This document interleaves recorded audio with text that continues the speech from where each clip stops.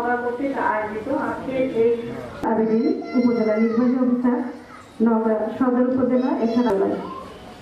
এছাড়া আমাদের মাঝে উপস্থিত আছেন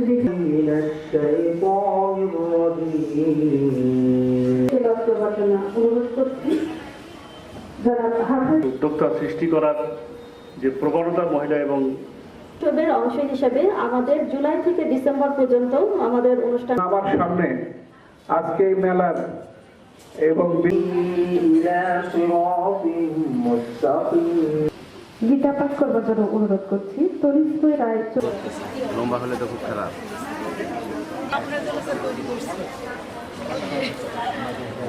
উৎসবে আজকে আমাদের মাঝে প্রধান অতিথি হিসেবে